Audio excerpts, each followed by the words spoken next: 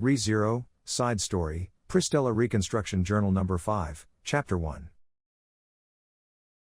A heavy, weighty feeling of oppression washed over me. The air is heavy. This is not a metaphorical meaning, but a true feeling of the air with weight. The weighted air restrains my limbs, making it difficult for me to move even a single finger. As I craned my neck, which I could barely move, I could see my friends around me who were in the same situation as me.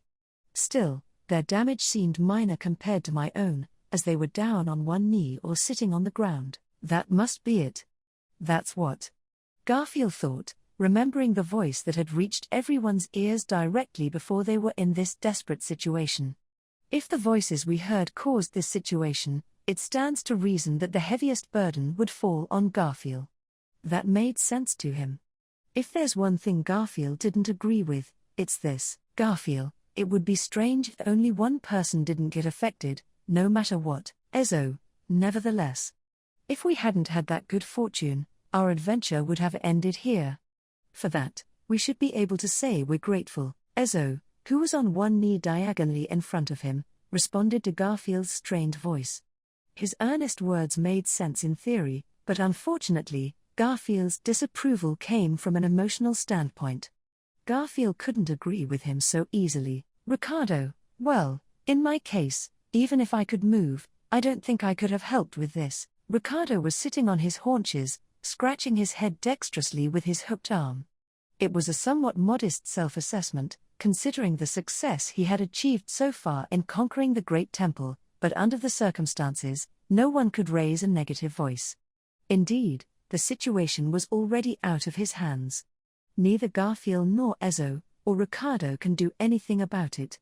The one who holds the possibility of overcoming this situation is Ezo. We have no choice but to leave everything to Miss Liliana. Garfield, that sounds like a hopeless situation to my amazing self. Garfield said with a bitter look on his face that there was a limit to the number of bad bets he could take. As he said this, he couldn't even lift his arm to scratch his own head. The situation itself affirmed Ezo's words to the utmost. Chapter 2. Time goes back only a few moments from Garfield's lamenting. Ezo, apparently, this is the deepest part of the temple. Having defeated the guardians along the way one after another, and managed to break through the many traps that were set up, the first step in attacking the temple, which began with a fall, is finally coming to a close. Once they had defeated the deformed serpent guardian with 8 heads and passed through the passage behind it, the group was greeted by an open stone chamber. The mossy floor became a large step about 10 meters ahead, and beyond that was an even larger space 20 meters square. And at the far end of the space, there is a stone pedestal that emits a vague, faint light. No, it's not the pedestal itself that's shining, it's the thing on top of it. It is the secret of the Watergate City, sealed in the Great Temple, that gives off a strange sense of intimidation. Ezo, the witch's remains? Ezo muttered quietly from a distance where he could not even dimly make out its shape. There was no one to contradict his muttering. Not his eyes, but his intuition affirmed it. Garfield, I don't see anything that would get in the way. Ricardo, we've got a lot of traps and ugly bugs in our way. Isn't it time for the ruins to end? Or at least, I hope so. I'm exhausted too. Snorting side by side, Garfield and Ricardo, both with beast blood in their veins, scanned the area. There was no sign of the guardian with its fishy scent, which was disconcerting. If this was the last place Garfield was going to be, he was definitely going to have to go through some more trouble. Liliana, well, isn't that nice? As Ricardo-san said, we have been through a lot to get here. I'm sure the mean person who built the ruins will feel sorry for himself for overdoing it. It's a crazy thing to reflect on. While the men were on guard, the energetic Liliana stepped forward. Her careless actions had often triggered traps, but since she was not capable of learning, the 3 of them no longer had the energy to blame her. Fortunately, this time, the trap was not triggered by her advance. Liliana, the thing you see over there is the witch's remains, our main objective. It's a testament to the Watergate City's legend of battling watery-smelling witches, isn't it? Ezo, watery is not the right word for it, Miss Liliana. Liliana, no. Actually, I wanted to describe it as a hematoma, but I heard that the events that took place here were eventually waterlogged, so I thought watery would be more appropriate than bloody. Ezo gave up his linguistic attention to Liliana, who stuck out her tongue and closed one eye. Regardless of the relationship between the two, Garfield prefaced his speech with, "But, Garfield, I don't know anything about which who died in this city. What were they like?" Ezo: "Oh, I think someone told me that. A long time ago, there were many other witches in the world besides the Witch of Envy, and they also went on a rampage." Ezo's stance is admirable, but it doesn't resonate with Garfield, who tries to evaluate the witch's remains from the perspective of a historical discovery. History and legend are similar but are different. History is fact, but legends are thrilling. To put it in the style of Natsuki Subaru, whom Garfield admires and respects, Garfield, not very romantic. Liliana, huh? It's kind of a mellow and mysterious word. What does it mean? Garfield, it would be awkward to give it a meaning, but if you dare to name something that makes your heart flutter, it would be fitting. Liliana, what's that? That's so cool. It's not fair. I'm jealous. Liliana chews on a white towel to reveal her jealousy, wondering where it came from in that light outfit. Laughing at her exaggeration, Ricardo called out to everyone, "Here, Ricardo, I understand that you want to play, but the thing you're looking for is right in front of you. If that's the case, you'd better get it over with as soon as possible." Garfield: "Yeah, that's right.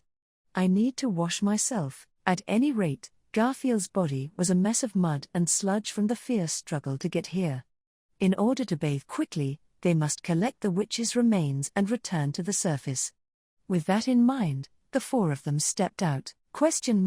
Sin will become a wedge which allows no escape. Garfield: "Ah?" Suddenly, a piercing voice sounded, and Garfield gasped. Immediately afterwards, his body, which should have been walking forward, was crushed to the floor with a feeling of being overwhelmed by a tremendous amount of weight. His arms, legs, and torso seemed to plunge into the floor. Garfield: It was as if his entire body had been held in the palm of a giant. When Garfield turned his eyes to see what had happened, Ricardo, who was walking in front of him, and Ezo, who was behind him, had both fallen to the floor as well, letting out a cry of surprise. "Ricardo, what is this?" "Ah, Ezo, a trap in the ruins." "No doubt. But it's not magic." They were pushed to the floor and struggled to sit up, their eyes bugging out of their heads. Somehow, they managed to at least get down on their knees, and Garfield bit his teeth. Unlike the two of them, Garfield could not move his body at all. "Liliana? What are you all doing?" That's why Liliana's presence, looking down at the three of them quizzically, was so foreign. She looked at the three of them crawling on the floor, their heads tilted to the limit. From the look on her face, Liliana could tell that she was not under the load that had hit Garfield and the others. "Liliana, if you're trying to make fun of me for some reason." Garfield: "I wouldn't do anything stupid like that."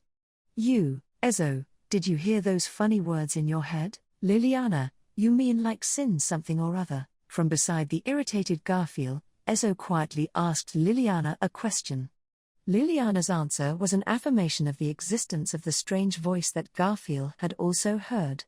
In response, Ezo muttered, "I knew it." "Ricardo, what, sensei, do you have an idea?" "Ezo, it's tricky, you know. I used to own a metier called the White Fox's Nest. This is a situation of a very similar nature." "Ricardo, metier?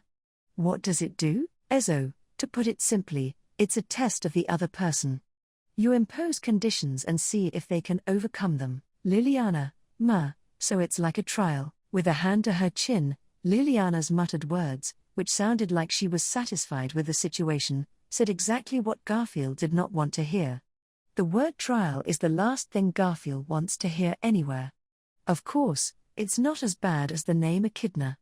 "Anyway, Ricardo, given the circumstances, I'm pretty sure she's the one who's going through the trial." With a twitch of his chin, Ricardo points to a pedestal at the far end. "The pale, glowing, strangely intimidating thing must be the cause of this situation. If that is the case, what on earth is this testing?" "Ezo, sin will become a wedge. It's supposed to mean sins, mistakes, that sort of thing." Ricardo: "Oh, So you're saying we're stuck because we have done something wrong? Ha ha ha, masterpiece, masterpiece exclamation mark dot dot dot. It's not funny, what's the sin? Hearing the anger in Ricardo's voice, Garfield choked back a breath. If Ezo's guess and the voice he heard were correct, the reason for the difference in load between Garfield and the other three was obvious. That is the difference in the weight of sin. Liliana, I don't know what's going on here. This is where I, who am strangely free of constraints, can play an active role. Liliana moved forward lightly, leaving Garfield to his voiceless wailing. She smeared her hair with moss for no good reason, then gave a thumbs up to the three crawling people with a nice smile. Liliana, I'm sorry to say that I've been a burden to you so far. That I would be the one to reverse the situation in the final phase. This is a very hot development in the story. Ricardo, no, no, no, no, Missy, stop it. I think your enthusiasm is great. But you never know what might happen, so you need to talk to Sensei before you do anything. Liliana, that's crazy. What if time goes on like this and the three of you end up crushed flat on your back? I'm not going home alone.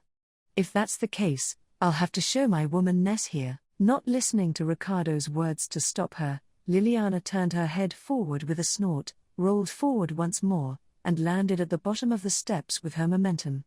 Then, as she furiously tried to run toward the remains on the pedestal, Liliana, gulp, her footsteps stopped as she was about to step forward, and Liliana's feet glowed beneath her. The light started from the soles of Liliana's feet as she stopped, and went on to divide the floor into squares. Something else was rising from the floor of the lower space. Liliana, What?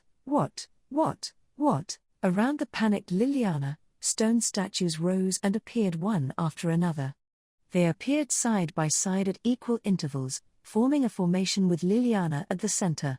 No, it wasn't just around Liliana that the stone statues appeared. In front of Liliana, with her back to the pedestal, 3 horizontal rows of stone statues were forming a protective formation. That would not have made sense to Liliana, to say the least, but, Garfield, a shotrange board. Ezo, I'm sure it is. This is a shotrange board. Miss Liliana, huh? Garfield, who had a bird's-eye view of the situation from above, murmured, and Ezo agreed with him with wide eyes. Liliana's voice turned upside down, and Ezo nodded back at her questioning gaze. Ezo, it is said that the origin of shotrange board dates back to more than 400 years ago. It is widely believed that it is from the Kararagai city-states and originated from one of the small states when it was still a collection of small states before it was called by that name, and that the purpose for which it was originally conceived was to provide a strategic. Ricardo, we don't have time for this. This is that peace-playing board, so what? Ezo, oh, I'm sorry. I mean, the fact that this is a shotrange board. Ezo was on the verge of revealing his useless knowledge when his words were interrupted by a strange phenomenon. There was a shuddering sound in the air, and with a heavy echo, a stone statue moved. It is also the case that one of the pieces, the one facing Liliana, moved forward in a square towards her. Liliana, eh? So it's like the first attacker and the second were decided on their own? Ezo, no, Miss Liliana, you were the first to make a move. That's why your opponent saw it as a move. That's all there is to it. Looking down at her feet at Ezo's point, Liliana realized that she had straddled the light square with an R. In other words, she is one of the pieces on this board. Liliana, I'm not sure what I'm supposed to do about this. Ricardo, Sensei. I think we should just win. What do you think we should do? Ezo, yes, you're right. Miss Liliana, order the third slave piece to advance. Liliana, order. Well, number 3-san, can you step forward for a moment? You know, if you don't want to, that's totally fine, but the more you do it, the happier I'll be. Oh, at Liliana's humble instruction while rubbing her hands together, the pieces of her army begin to move. The other side's pieces begin to move along with them, so it seems that the guess is correct. This is a shotrange board where you also participate as a piece, and you can only participate if you were not eliminated at the first load. Liliana, but I've never played shotrange at all. Ricardo, I only ever saw it played from the side. Ezo, I never had anyone to play against. Yeah, I can advise you. Miss Liliana. I'm counting on you. Good luck, Liliana, damn it. I'll do it. Women are courageous, charming, and crazy, all at the same time. Then, with a gesture of rolling up her sleeves, Liliana went to the harsh shotrange board. To a board where defeat would mean your death. Garfield, you don't know what you're doing. Garfield gritted his teeth as he watched Liliana's vigorous back in the distance. He couldn't move his arms, his legs, even with all his strength. If it is due to sin, there is a sin in Garfield that can never be wiped away. It must be the chain that keeps chasing Garfield without letting him go, no matter how long or how far he goes. Ezo, Miss Liliana. The tactic is, Liliana, no. I know what I'm doing. The best way to win is to move the strongest piece first. In other words, the king. Ezo, that's a bad move. While Garfield was in agony, the last big battle for the Great Temple had begun. With Ezo's scream behind her, Liliana made a vigorous, unorthodox move. In a very real sense, the fate of the group was in the hands of the maverick diva.